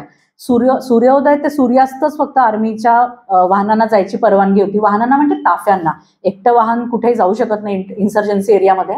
तर त्याला सगळी बंधन असतात की मागे पुढे पूर्ण सशस्त्र गाड्या लागतात, त्याची स्पीड पर्टिक्युलर असायला लागते तेवढीच. तर अशी काही बंधनं होती, ती पाळतच प्रवास करायला लागायचा. पण कधी कधी खूप मोठी आव्हानं समोर असायची, तेव्हा असा थोडासा पर्यटकांचा वेश घालून जीन्स आणि ह्याच्यामध्ये मी फिरायचे गॉगल लावून, की जेणेकरून कोणाला कळू नये की एखाद्या युनिटची कॅप्टन आहे. कारण कॅप्टन मेजर हे सगळे खूप रडारवरती असायचे. अर्थातच मला आत्ता दुर्दैवाने हे म्हणावं लागतंय की त्या काळी पर्यटक तसे सेफ होते, असा तो काळ होता. आज अशा प्रकारच्या टेक्निक सुद्धा कदाचित काम करणार नाहीत, असं इतकं दुर्दैवी काळ आत्ताचा आहे. हे अगदी ही पाकिस्तानची बॉर्डर आहे जिथे मी डोझरवरती बसलेली आहे. तर तिथे असे मोठे मोठे डोझर्स असतात इंजिनियर युनिट्सकडे, ज्यांना काही कामं अशी नेमून दिलेली असतात. एक तर प्रचंड स्नोफॉल होत असतो, तो स्नोफॉल सातत्याने हे करायला लागतो, म्हणजे बाजूला करायला लागतो, जेणेकरून वाहनं जाऊ शकतील, जवान जाऊ शकतील. आणि अशा प्रकारे त्याच्यात झालेला कुठलाही बिघाड हे त्या ऑफिसरची अकाउंटेबिलिटी असते. मग भले मी हेडक्वार्टर कुठेतरी बारामुलामध्ये असेल आणि हे अगदी पाकिस्तानच्या समोर असेल, पण मेकॅनिकल ट्रान्सपोर्ट ऑफिसर म्हणून ती माझी अकाउंटेबिलिटी असते की तो माझा जवान तिथे जेवतोय का वेळेवरती, किंवा ते माझं व्हेकल आज फंक्शनल आहे का, माझे कुठे कुठे 4 डोझर फिरतायत तर त्यांचं आत्ता काय रिपोर्टिंग आहे, ह्याच्यासाठी मी काय करू शकते, हे सगळं काम इन्सर्जन्सी एरियामध्ये रात्रंदिवस सुरू असतं. म्हणजे रात्रंदिन आम्हा युद्धाचा प्रसंग म्हणजे इन्सर्जन्सी एरिया आहे. आणि फायरिंग आणि सगळंच तुम्हाला तिथे अप टू डेट ठेवायला लागतं तुमचं सगळं. हे सगळे चॅलेंजेस साधारण तिथे सांगता येतील. थोडक्यामध्ये सांगायची झाली तर की मी म्हणाले तसं एक तर हवामान, तुम्ही काही फोटोज पाहिले असतील की वरनं स्नोफॉल येतो, पण त्याच्यात आम्ही काम करतो आहोत. गाड्यांवरती चढत असू, तिथे आमच्या ऑइल सगळं आमचं चेक करत असू आम्ही वेळोवेळी. काय म्हणजे माझ्यासाठी तर कोर्ट केसेस सुद्धा असायच्या, किंवा काश्मीरी जनतेसाठी खूप मोठं काम तिथे चालतं जे आर्मी करते, त्याला ऑपरेशन सद्भावना असं म्हणतात. म्हणजे तिथल्या ज्येष्ठ नागरिकांसाठी असेल, मुलींसाठी असेल, पाण्याचे पॉईंट्स असतील, काही शेड्स बांधणं असेल, पूल बांधणं असेल दर्या ओलांडण्यासाठी, अशा अनेक गोष्टी तिथे हे करतं. म्हणजे सृजन आणि संहार हे काश्मीरमध्ये भारतीय सैन्य 2 हातांमध्ये घेऊन पुढे जात असतं. तर हे सगळं तिथे लिमिटेड रिसोर्सेस असतात. मला वाटतं रिसोर्सेसबद्दल आपण सगळेच नेहमी क्रिप करत असतो की माझ्याकडे एवढंच आहे, आता मी हे कसं करू शकते ह्याच्यातनं काम. पण अतिशय लिमिटेड रिसोर्सेस असतात. ह्युमन रिसोर्सेस सुद्धा खूप कमी असतात. मोठं काम असतं पण तुमच्या हाताशी खूप कमी जवान असतात आणि त्याच्यातनं तुम्हाला ते पार पाडायचं असतं. तिथे सगळ्यात महत्त्वाची गोष्ट तुम्ही शिकता ते म्हणजे प्रायोरिटायझेशन. कसं काय प्रायोरिटाईज करायचं, आत्ता काय महत्त्वाचं आहे, जीव, साधन, वेळ, वाहन, कुठे तुमचे नेमके चॅलेंज आहे आणि त्याच्यानुसार निर्णय कसा घ्यायचा आहे, ते सगळ्यात महत्त्वाचं आहे. प्राधान्य ठरवणं. आपण आत्ताच्या जो आयुष्यामध्ये सगळ्या गोष्टी एकत्र करू शकत नाही, म्हणून आपल्याला प्राधान्यक्रम ठरवायला लागतो. पण तो असा उठलो आणि प्राधान्यक्रम ठरवला असं नसतं. त्यासाठी परिस्थिती योग्य प्रकारे आपल्याला जोखता आली पाहिजे. तर ते सगळं आर्मीमध्ये शिकायला मिळतं. आणि सेल्फ मॅनेजमेंट सुद्धा, म्हणजे स्नोफॉलमध्ये तुम्ही घसरून पडता, हातापायाला मुंग्या येणं किंवा अनेक प्रकारचे डिसिजेस हे असतात. स्नो जिथे सतत पडत असतो आणि तुम्ही महिनोन्महिने त्याच्यामध्ये राहता, तेव्हा स्वतःला सक्षम ठेवणं हे खूप मोठं चॅलेंज असतं. त्यात तुम्ही कशी एक्सरसाइज करताय, त्यात तुम्ही कशी रनिंगची प्रॅक्टिस करताय, फायरिंगची प्रॅक्टिस करताय, हे आणखीन एक मोठं आव्हान असतं. आणि अशा प्रकारे तुमची ही अकाउंटेबिलिटी बनत जाते की मी कशाला जबाबदार आहे. म्हणजे वेळ लागायची पाळी येते, माझ्या तब्येतीला मीच जबाबदार आहे, माझ्या जवानांसाठी मीच जबाबदार आहे, मैलोनमैल दूर काम करणाऱ्या माझ्या उपकरणांसाठी सुद्धा मीच जबाबदार आहे. पण आहे हे स्वीकारून आपण पुढे जायचं असतं. आणि हे सगळे स्नो मधले मी मगाशी म्हणाले तसं पूर्ण स्नोफॉलच्या ह्याच्यामध्ये जाऊन इमर्जन्सीमध्ये सगळी कामं करायला लागतात. हे सुद्धा खूप अगदी बॉर्डरवरचे सगळे फोटोज आहेत. मी जसं म्हणाले मगाशी की जवानांसाठी जे रिमोट एरियामध्ये पोस्टेड असतात, अगदी मोर्चे ज्यांचे जवळ असतात सीमेच्या, त्यांना 2 वेळचं रेशन तिथे पोहोचणं हे खूप मोठं चॅलेंज असतं. आणि अशा वेळेला लीड बाय एक्झाम्पल हे सुद्धा तिथे माझ्यासाठी महत्वाचं होतं. म्हणजे जेव्हा दिवाळी येत असे किंवा इतर काही सणवार, तर सुट्टी घेऊन घरी जायचं नाही, हे मी तिथे राहून शिकले होते. की दिवाळीचे काही फोटो बघितले असेल ते आम्ही सीमेच्या अगदी जवळ साजरी करायचो. म्हणजे दिवाळी सो इथेच आहे, आपली होळी सुद्धा इथेच आहे. कारण मी स्वतःच जर सुट्टी टाकून दिवाळीला घरी गेले तर मग जवानांनी काय करायचं, हा सगळ्यात मोठा प्रश्न होता. म्हणून जेव्हा जेव्हा मी अशा खूप रिमोट एरियाजमध्ये जात असे, त्यांनी काही मोठी महत्वाची कामगिरी केली आहे आणखीन, किंवा माझं सहजही जाणं झालं, तिथे मिठाईचे बॉक्सेस असतील, कारण आपण रिकाम्या हाती आपण कुणाला भेटत नाही, तर काहीतरी लोणच्याच्या मोठ्या मोठ्या बरण्या की जेणेकरून भाजी नाही मिळाली तर पोळी किंवा भात लोणच्याबरोबर खाता येतो, असं काही मिठाई काहीतरी घेऊन जायचं. तर इतक्या छान प्रकारे हे सगळं ऑर्गनायझेशन चाललेलं असतं. आणि पलीकडे जो फोटो तो मुद्दाम टाकला त्याला बुखारी असं म्हणतात. ती अशी लोखंडी हे असते आणि त्याचा धूर बाहेर सोडलेला असतो. ती रात्रंदिवस अशी पेट्टी ठेवायची, त्याचा थेंब थेंब रॉकेल किंवा काय अजून इंधन पडत असायचं आणि तेवढ्या त्या गरमीमध्ये झोप काढायची, म्हणजे रात्र कशी तरी ती काढायची, कारण प्रचंड थंडी असायची त्यावेळी. तर म्हणून एक तो काहीतरी वेगळा प्रकार म्हणून मी इथे मुद्दाम दाखवलाय. हे जस्ट आता मी नुसतं पुढे जातीये की काय काय साधारण कामं आमच्याकडे होती. आपण चायना वॉल सारखं काही आपली LOC नाहीये की एकदा बांधली आणि संपलं काम, आता झालं आपली LOC बनली, असं नाहीये. ती तारेची बंडलं असतात मोठी मोठी, तुम्ही गुगलवर आज सर्च करू शकता. दरवर्षी त्याची पडझड होते वादळामध्ये आणि दरवर्षी त्याच्यासाठी रिसोर्सेस मागवून तुम्हाला ते बांधावं लागतं तिथे. सगळं त्याच्यासाठीचं सगळं बळ तुम्हाला तिथे पुरवावं लागतं. तर अशा प्रकारे स्नो क्लिअरन्स असेल, कन्स्ट्रक्शन वर्क, ट्रॅक्स आणि रोड्सचं. त्यानंतर माइनलिंग म्हणजे सुरुंग आपण ऐकलेलं असतं की साधारण त्या माइनलिंगचे अनेक प्रकार असतात. त्याच्यात आम्ही एक्सपर्ट्स असतो सगळे इंजिनियर्स. ते सुरुंग जे शत्रूंनी पेरलेले असतात त्याची बातमी येताच ते निकामी करायला लागतात, ते डिटेक्ट करून योग्य त्या पद्धतीने. माइन्स म्हणजे माइन्समुळे खूप इंटरेस्टिंग असा मला सांगायला आवडेल की हे जे सगळे प्रकार असतात सुरुंगांचे, हे माणसाचा जीव घेत नाहीत, त्याला फक्त जखमी करतात जेणेकरून त्याचं वजन दुसऱ्यावरती यावं आणि त्याचा वेग म्हणजे मंदावण्यासाठीचं हे सगळं प्रयोजन असतं. म्हणून खूपच काळजीपूर्वक या सगळ्या सुरुंगांना निकामी करायला लागतं. कारण पाय पडला तर त्याची पिन प्रेस होत असते आणि आपला मांडीपासूनचा पाय निखळून पडतो. तर त्याच्यामुळे फक्त एकच पाय आणि तो जातो. मग दुसऱ्याला त्याला खांद्यावर घेऊन बडीला पुढे जायला लागतं आणि त्याच्यामध्ये त्याचा वेग मंदावतो. ह्याचं आमच्या ट्रेनिंगमध्ये पण आम्हाला शिक्षण दिलं, म्हणजे प्रशिक्षणात पण आम्हाला हे सगळं केलं जातं. आमच्या बडीला खांद्यावर घेऊन आम्हाला पळता यायला पाहिजे सराईतपणे, अशा प्रकारे ट्रेन केलेलं असतं. तर बॉम्ब डिस्पोजल्स हे सुद्धा खूप मोठं डिस्पोजल करणं हे जो आमचं काम होतं. आणि कॉम्बॅट सपोर्ट, कुठलाही तांत्रिक, कुठल्याही लढणाऱ्यांसाठी कुठलाही तांत्रिक मुद्दा असेल, ही आपली LOC आहे. हे सगळे माझे जवान आहेत, हे सगळे ही LOC आणि हे काम दरवर्षी आम्ही तिथे करत असू. खूप प्रचंड मोठा म्हणजे बर्फ साचायचा. पलीकडच्या फोटोतनं तुम्हाला कळत असेल की त्या माणसाच्या डोक्याच्या वर तो ती फोटो आणि त्याच्या मधल्या गल्लीमध्ये तो उभा आहे. तिथून जाताना खरोखर असं वाटतं की दोन्ही साईडचा बर्फ जर वादळाने पडला तर माणसं त्यात धसतात खाली. तर हे होऊ नये इतका जीव आदर म्हणजे मुठीत घेऊन ते सगळं काम तिथे करायला लागतं. अथक प्रयत्नातनं आपली ही LOC उभी राहते दरवर्षी आणि ती आपल्या सगळ्यांचं संरक्षण करत असते. हे एवढाला बर्फ तिथे असतो सगळा पूर्ण. हे आमच्या साईड, आम्ही हे सतत रिपोर्टिंगसाठी आम्हाला हे सगळे लागतात, तर त्यावेळी हे सगळे काढलेले हे आहेत फोटो. आणि ही प्रॉपर तुम्ही उर्दूतल्या ह्या पाट्या बघत असाल तर हे पाकिस्तान आहे समोर आणि मी या बाजूला उभी आहे भारताच्या, किंवा इस्लामाबाद, मुझफ्फराबाद, चकोटी, हे सगळ्या तिकडच्या गोष्टी आहेत. पुन्हा एकदा पर्यटक म्हणून जाणं आणि हातोहाती काम करून परत येणं, अशा काय कुठल्या तरी त्या मोहिमेचा तो फोटो आहे. हा अमन सेतू, कमान अमन सेतू. ही अशा प्रकारे छोट्या छोट्या दऱ्या असतात, कधी छोट्या तर मोठ्या, आणि तीच सीमा म्हणून काम करते भारत पाकिस्तान दोन्हींची अनेक ठिकाणी. ह्या सगळ्या माइन्स असतात, जे सुरुंग मी मगाशी म्हणाले, अलीकडे दिसतात ते अँटी टँक असतात, म्हणजे त्याच्यावरनं व्हेकल गेलं तर ते व्हेकल उडवतात आणि जे छोटे असतात ते माणसांना उडवतात. अशा प्रकारे पलीकडे असे अनेक महाविद्यालयांमध्ये वगैरे जाण्याची संधी मिळायची आमच्या ऑपरेशन सद्भावनामध्ये, की जिथे पिण्याच्या पाण्याची सोय नाही आहे नागरिकांसाठी, जिथे मुलींना शिक्षणासाठी काही फंड पाहिजे आहे. काही काही ठिकाणी हवामान इतकं जास्त तीव्र व्हायचं की शेड्स नसायचे, कुठेतरी आसरा घेण्यासाठी त्या गावाला जागा अशी हवी असायची, तिथे शेड्स बांधण्याचं काम असायचं. म्हणजे मी मुळात शिक्षण माझं काय झालं, पण मी त्या 3 वर्षात काम काय केलं ह्याचा काही संबंध नव्हता.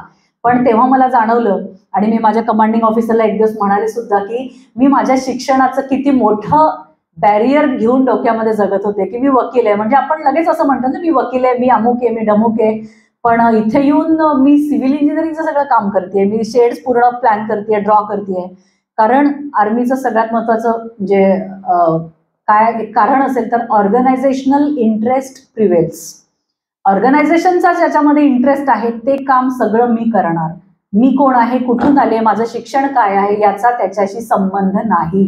म्हणजे विचार करा, प्रत्येकाने आपापल्या ऑर्गनायझेशनसाठी जर अशा प्रकारची मेंटॅलिटी केली की जिथे कमी तिथे मी, अशा प्रकारे, तर त्या ऑर्गनायझेशन ती कुठल्या कुठे जाईल. अशीच ऑर्गनायझेशन म्हणजे आर्मी आहे.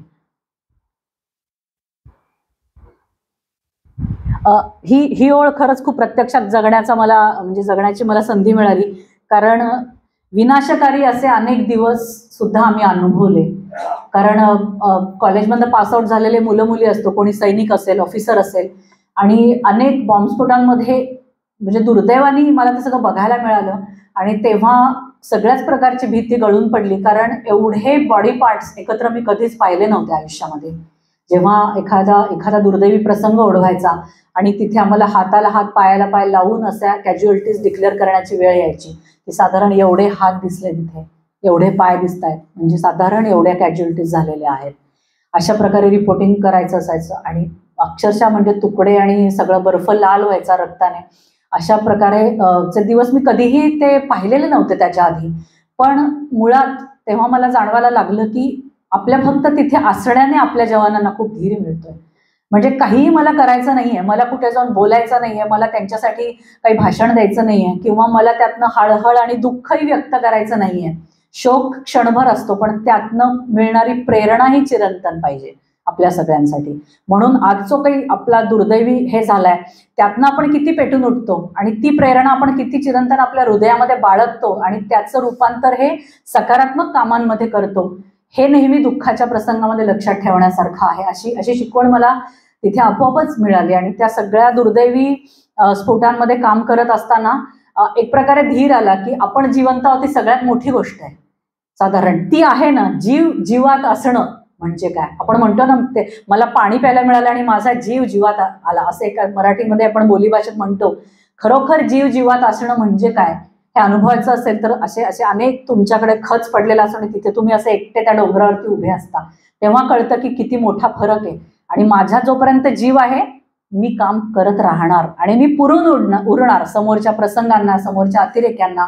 हे कुठेतरी त्यातनं सतत भिनलं जातं ते.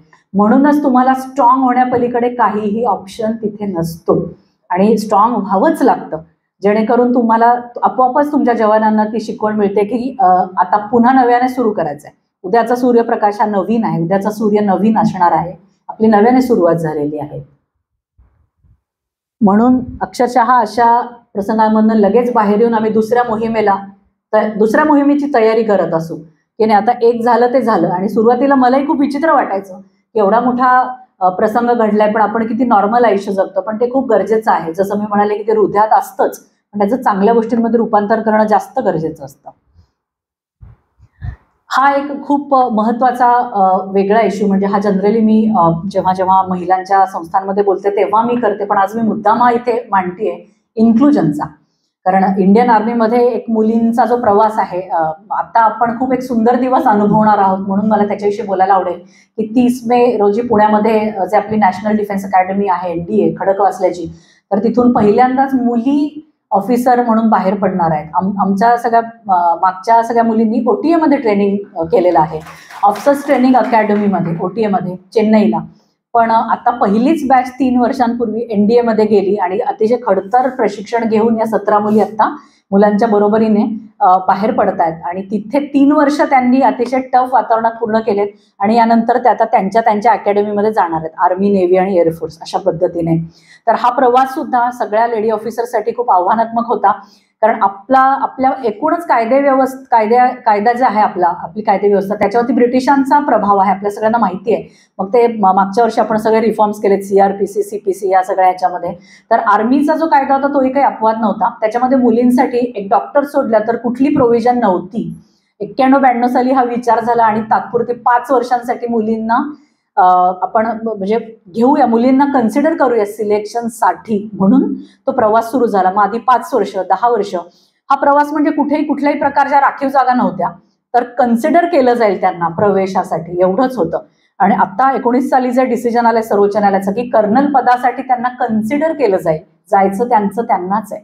म्हणून अशा प्रकारचा जेव्हा मुलींना, आपल्या भारतीय मुलींना संधी मिळाली 5 वर्ष 10 वर्ष 14 वर्ष आणि आता 20 वर्षांचा परमनंट कमिशनचा बॉन्ड जो NDAच्या मुली साईन करून बाहेर पडतील, तर अशा प्रकारे हा प्रवास राहिलेला आहे.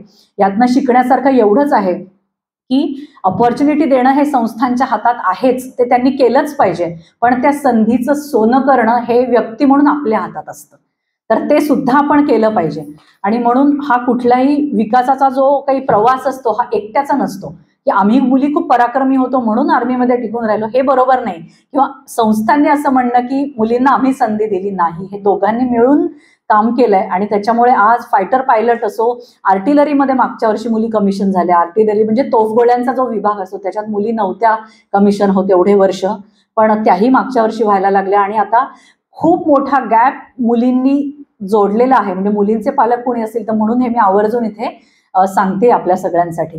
तर अशा प्रकारे इन्क्लुजन हा शब्द एक डिक्शनरीमध्ये असू द्या, शिक्षक म्हणून काम करताना, इतर संस्थांमध्ये काम करताना कोणाकोणाला कुठे कुठे इन्क्लूड करून आपल्याला पुढे जाता येईल हा नेहमी दृष्टिकोन आपण बाळगला पाहिजे. म्हणजे inclusion is a way of life, तो काय असा एक पर्टिक्युलर कॉर्पोरेटसाठीचा काही तो प्रवास नाही आहे. आणि किंवा जसं आता एखाद्याला घेतलं म्हणून त्याच्या आता प्रोग्रेस नक्की असंही काही नाहीये, तर सगळ्यांना इन्क्लूड करून आपण पुढे गेलं पाहिजे. आणि बस एक करिअर संपवून आता आपल्याला सगळ्यांना हेही माहिती असतं की पालक म्हणून आपल्याला तयार व्हायचं असतं. तर माझ्याबरोबर हा तुम्ही सगळेजण प्रवास करत असतात हे मला माहिती आहे. अगेन ह्या वळणावरती सुद्धा खूप खूप आव्हानं ही सगळ्याच सैन्याधिकाऱ्यांना म्हणजे झेलावी लागतात. विशेषतः ज्या मुली माझ्यासारख्या त्याच्यामध्ये होत्या त्यावेळी, तर मी सर्व्हिसमध्ये असतानाच 2 मुलींना जन्म दिलेला आहे.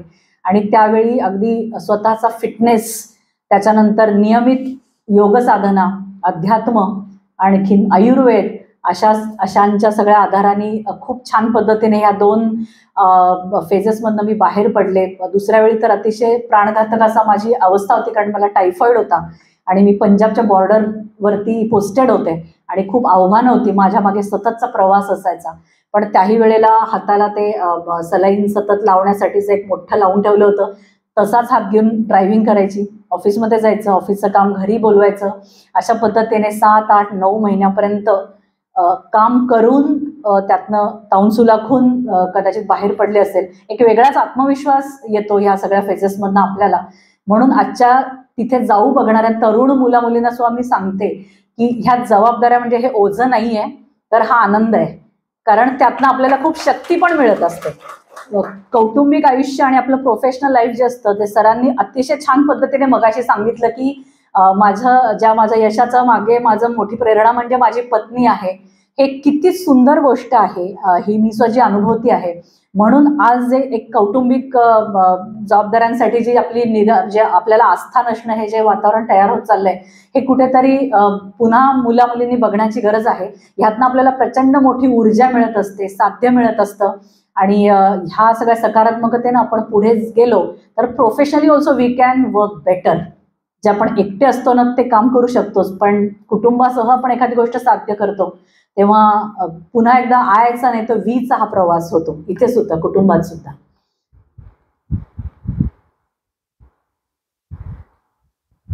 एक जस्ट तुम्हाला विचार करण्यासाठी म्हणून मी हे दाखवून सोडून देते. पुढच्या 5 मिनिटात आपण थांबूया. तर ज्या ऑफिसर लाईक क्वालिटीज सैन्यामध्ये बघितल्या जातात सिलेक्शनच्या वेळेला आणि त्या घडवल्या जातात, तर त्या आपल्याला कशा आपल्यामध्ये आणता येतील. तर ह्या ज्या सगळ्या असतात गोष्टी या खूप मॅटर करतात एक चांगलं व्यक्तिमत्व घडवण्यासाठी. आणि शिक्षकांसाठी तर करतातच, की म्हणजे आपण उजव्या साईडला बघितलं तर आपण इनिशिएटिव्ह घेणं, जे मगाशी म्हणाले की जिथे कमी आहे तिथे मी करते ते काम पूर्ण. तर अशा प्रकारे इनिशिएटिव्ह घेणं, आपला जो कॉन्फिडन्स असतो तो, म्हणजे तुम्ही वाचू शकता पुढचं की डिसिजन घेणं. जस्ट सरांनी इतकं सुंदर पद्धतीने सांगितलं की क्विक डिसिजन आणि ह्याच्यामध्ये किती फरक आहे. तर डिसायसिव्ह असणं हे अत्यंत गरजेचं आहे. योग्य निर्णय घेणं, मग तो अगदी आपला जोडीदार निवडण्यापासून ते आपलं प्रोफेशन निवडण्यापर्यंत, आपली कंपनी निवडण्यापर्यंत या निर्णयावरती माणसाचं आयुष्य असतं. मी तर म्हणते की आपण आज कोण आहोत किंवा असतो, तर आपण घेतलेले निर्णय म्हणजे आजचे आपण असतो. इतकं महत्व आपल्या आयुष्यामध्ये निर्णयांना आहे. म्हणून डिसायसिव्ह ही क्वालिटी अतिशय महत्वाची आहे. तर हे डिसिजन असेल ते लवकर आणि वेळेत घेणं ही महत्वाची गोष्ट आहे. आपलं डिटर्मिनेशन असेल, आपलं धाडस असेल, आपली सोशल अडॅप्टेबिलिटी असेल किंवा इफेक्टिव्ह इंटेलिजन्स, आता हे आपल्याला शब्द खूप मोठे मोठे वाटतात पण खूप गरजेचं आहे.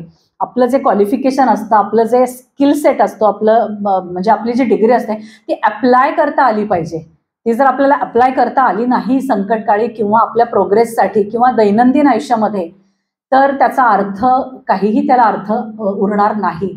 म्हणून हे आपलं जे नॉलेज आपल्याला अप्लाय करण्याची जी क्वालिटी असते ती खूप महत्वाची आहे. आणि ही आर्मीमध्ये खूप छान पद्धतीने केली जाते की प्रॅक्टिकल असणं. इतकं भयंकर प्रॅक्टिकल आम्हाला बनवलं जातं की बाकी सगळं इमोशनल जो असतो सगळा आपला बॅकअप तो सगळा दूर पडतो. आणि आत्ता काय प्रश्न आहे, आणि आत्ता म्हणजे मला नो वंडर सर तुम्ही जो सीन दाखवला की तो असा करतो आणि तो गोल करतो फुटबॉलचा, सो तो आमच्यापैकीच कोणीतरी ऑफिसर असेल असं वाटतं कधी कधी. इतकं प्रॅक्टिकल आम्हाला केलं जातं की बेग बॉरो स्टील, काही करा तिथे तुम्ही ते प्रोड्यूस करा, दॅट्स इट. सो अशा प्रकारचा प्रॅक्टिकल व्ह्यू आपल्याला खरोखर गरजेचा असतो. माइंड आपलं हेल्दी पाहिजे. आणि ह्याचं सगळ्यात महत्वाचं पाऊल म्हणजे आपल्या मनावरचे जे सगळे आपण ओझं घेऊन फिरत असतो, बॅरियर्स तर असतातच आपल्याला रोखणारे, पण आपण भूतकाळाचं ओझं घेऊन फिरतो, आपण भविष्यातल्या आव्हानांचं ओझं घेऊन फिरतो आणि दुर्बल होत जातो दिवसेंदिवस की हे पण करू, ते पण आहे माझ्याकडे, माझ्या आठवणी पण आहेत वाईट, मला आलेले अनुभव पण असतात, त्याच्यात माझी संस्था पण अशीच, असं वाढत गेलेलं असतं आणि त्याच्यामध्ये कुठेतरी आपण लपून गेलेलो असतो. तर हे सगळं मागे टाकून स्वच्छ मन करता आलं पाहिजे, तर सुदृढ होण्याकडे आपण तो प्रवास सुरू करू असं मला वाटतं. म्हणून आपल्या मनावरती, मनशक्तीवरती काम करणं हे सगळ्यात महत्वाचं आहे. शरीर काहीही करत नाही, करतं ते मन. म्हणजे शस्त्र सुद्धा आपण जे चालवतो ते मनगट नाही, त्या मनगटामागचं खंबीर मन चालवत असतं. तर शस्त्र चालवू शकतो तर इतर कामं तर आपण करूच शकतो या मनशक्तीच्या जोरावरती, असं वाटतं मला. तर हे सगळे गुण आपल्याला लीडर म्हणून खूप महत्वाचे आहेत. ह्याचं जे एक म्हणजे उदाहरण द्यायचं ठरलं तर आपल्याला वेळ पुरणार नाही, पण आपल्या लाईफमध्ये रोजच्या जगण्यामध्ये सुद्धा याची उदाहरणं आपल्याला सापडतील. आणि शिक्षक म्हणून तर खूपच महत्वाचं आहे हे. आपला स्टॅमिना आणि हे सगळं महत्वाचं आहे. काय करायचंय, का करायचंय हे आपलं क्लिअर होत आहे एकीकडे, पण आपलं जे कॅरेक्टर होतं, आपलं व्यक्तिमत्व घडतं ते एका रात्रीत घडत नाही. त्याच्यासाठी भरपूर वेळ लागतो आणि त्याच्यासाठी सगळ्यात महत्त्वाच्या असतात त्या आपल्या सवयी, हॅबिट्स. आपण जे रोज करतो तेच आपण असतो. मग आपल्या उठण्याच्या, आपल्या झोपण्याच्या, आपला स्क्रीन टाईम, मुलांचा स्क्रीन टाईम मी म्हणतच नाही, आपला स्क्रीन टाईम माझ्या सगळं म्हणजे असं जाणवतं की अरे नाही, मी खरंच खूप वेस्ट होतोय माझा टाईम, असं आपल्याला रिअलाइज होतं आणि आपण दूर जातो त्याच्यापासून. हे जाणं गरजेचं आहे. तर अशा प्रकारे चांगल्या सवयी आपल्याला, एक आपला लेखाजोखा आपल्याला डायरेक्ट लिहून ठेवता आला पाहिजे आजच्या याच्यामध्ये. साधारण आत्ता माझ्या पुढे काय आहे, मी कसं माझं सुरू आहे, मी काय काय नवीन स्किल सेट अजून अक्वायर करू शकते माझ्या आयुष्यामध्ये, मला गरज कशाची आहे, त्यानंतर आहे त्यापासून पुढे ग्रोथ करायची असेल तर मला काय काय केलं पाहिजे, मला अमुक एक कोर्सेस केले पाहिजेत, मला साधारण माझा जो ही जी गोष्ट आहे मला ह्याच्यावरती पुन्हा पुन्हा विचार करून ती माझ्या व्यक्तिमत्वातली काढून टाकली पाहिजे. अशा काय गोष्टी आहेत ह्या तुम्ही 2 पानांवरती लिहा आज घरी जाऊन, की माझ्या ग्रोथसाठी मला काय काय गरजेचं आहे, कुठले कुठले गुण आवश्यक आहेत आणि ते माझ्यामध्ये कसे येतील, कुठल्या स्किल सेटने ते येतील. कारण आज आपला बदलला नाही इथून घरी जाऊन तर ह्या दोन्ही लेक्चर्सला काहीही अर्थ नाहीये. आज झोपतानाचा तुमचा क्षण काल झोपतानाचा क्षणापेक्षा जर वेगळा नसेल तर मग काहीच तुम्ही ग्रो झालेला नाही, आपण काहीच ग्रोथ साध्य केलेली नाहीये. तर शांतपणे हा विचार घेऊन झोपायचा आणि उद्याचा जो उठतानाचा उत्साह असेल त्याच्यात कणभर तरी फरक पडला पाहिजे, असं मला एक माफक अपेक्षा अशी वाटते मला. तर त्याच्यामध्ये गुड हॅबिट्सवरती तुम्ही जरूर हे लिहा एकीकडे, माझ्या काय सवयी बदलायच्या आहेत आणि काय सवयी छान आहेत ज्या मी जोपासल्या पाहिजेत मुद्दाम. हे सुद्धा आपल्या स्ट्रेंथ्स पण आपल्याला कळल्या पाहिजेत, नुसते पॉईंट्स इम्प्रूव्हमेंटचे पॉईंट्सच कळले पाहिजेत असं नाही. फिजिकल फिटनेस याच्यावरती आपण बोललोय, हे खरोखर खूप गरजेचं आहे. तुमचं उभं राहण्याचं पोश्चर, तुमचं बोलण्याचं, तुमचे बोलतानाचे डोळे, हे सुद्धा वर्गात शिक्षक म्हणून खूप मॅटर करत असतात. म्हणजे मला असं वाटतं अगदी सुंदर पद्धतीने हा सगळे मुद्दे सरांनी कव्हर केलेले आहेत की तुमची पर्सनॅलिटीच तशी पाहिजे की त्याचा बरोबर तो इफेक्ट मुलांवरती झालेला पाहिजे. तर अशा पद्धतीने ह्या दोन्ही गोष्टी आहेत. आपलं सोशल बिहेवियर असते, आपले एटिकेट्स असते, साधेपणा आणि गबाळेपणा ह्याच्यातला जो फरक आहे तो आपल्याला दूर करता येईल का? किंवा स्मार्ट लिव्हिंग म्हणजे स्मार्ट दिसणं आणि स्मार्ट असणं ह्याच्यातला काही फरक आपल्याला दूर करता येईल का? की केवळ मी कपडे घालून स्मार्ट दिसतीये म्हणजे झालं, ठीक मी स्मार्ट आहे असं आहे का? तर नाही. आपण जेवढं महत्व बाहेरच्या अपिअरन्स, आणि ते द्यावंय, स्मार्ट दिसावंच प्रत्येकाने, त्यात काहीच वाद नाही. कडकच असलं पाहिजे प्रत्येकाने, कारण मलूल असायचं काही कारणच नाही आयुष्यामध्ये, इतकं सुंदर ते आहे जगणं आपलं. तर तसं असताना सुद्धा बाहेरून जो अपिअरन्स आहे तो स्मार्ट करावाच, पण आतून आपल्याला कसं स्मार्ट होता येईल, असणं आणि दिसणं याच्यातला फरक कमीत कमी करत गेलो ना तर फार हलकं वाटतं माणसाला एकूणच. अशा प्रकारे जनरल अवेअरनेस एक सगळ्याच गोष्टींचा आपल्याला हवा आहे. खूप खूप आत्मकेंद्री असून चालत नाही. तर हे जस्ट काही गुण आणि इंटिग्रिटी सगळ्यात महत्वाचं. आर्मी ऑफिसर एका शब्दात जर वर्णन करायचं झाला तर इंटिग्रिटी, दॅट्स इट. इतका महत्वाचा आहे. म्हणून शिक्षक म्हणून जे जे की आपण सांगतो, समोरच्याला भिनवतो, तो ते आपल्यात किती महत्वाचा आहे. त्या इंटिग्रिटीने जेव्हा आपण बोलतो तेव्हा अर्थातच तो खूप मोठा बदल घडवून जातो. म्हणजे लहानपणापासून मला असं वक्तृत्व स्पर्धा आणि याच्यात भाग घेण्याची सवय होती. खूप छोटी मजेदार गोष्ट सांगते. आणि एकदा माझ्या हातामध्ये पुस्तक पडलं, वक्तृत्वाची पूर्वतयारी. तर मला वाटलं अरे वा, आता ह्याच्यातनं आपल्याला वक्तृत्वाच्या वेगवेगळ्या टेक्निक्स मिळतील आणि आपल्याला स्पर्धेत जिंकायला वगैरे बरं पडेल जरा. मला वाटतं दत्तोपंत ठेंगडींचं ते पुस्तक आहे वक्तृत्वाची पूर्वतयारी. आणि मी पुस्तक उघडलं आणि मला असं दिसलं की पहिलाच गुण काय लागतो बोलण्यासाठी, तर त्यात असं लिहिलं होतं जीवननिष्ठा. म्हटलं बापरे, काय संबंध आहे जीवनाच्या निष्ठेचा आणि बोलण्याचा, काय बरं संबंध आहे.